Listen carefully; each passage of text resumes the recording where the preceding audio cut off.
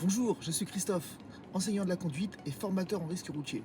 Aujourd'hui, nous allons voir comment manipuler correctement un volant. N'oubliez pas, bien positionner ses mains sur le volant est très important. Déjà pour des raisons de sécurité. Ici, il y a un airbag. Un airbag, c'est un explosif, entre 250 et 300 km/h. Imaginez si les mains sont devant l'airbag. En cas de choc, l'airbag va se déclencher, les mains vont être éjectées, entraînant certainement un risque pour votre visage et aussi pour vos mains.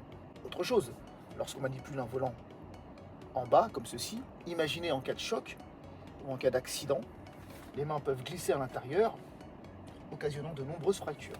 Vous avez donc compris que manipuler un volant est essentiel pour votre sécurité et aussi pour la précision de la trajectoire, des virages, des tournants. Ce qu'il faut savoir, c'est qu'il y a 3 techniques de manipulation du volant.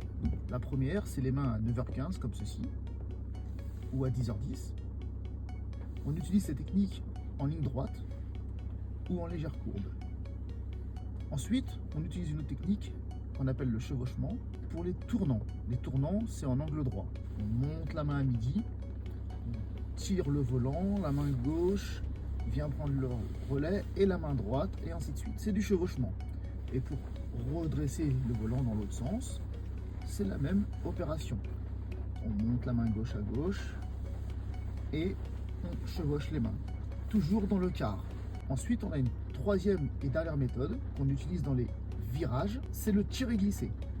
On monte la main à midi, la main droite tire le volant à droite et la main gauche laisse le volant glisser.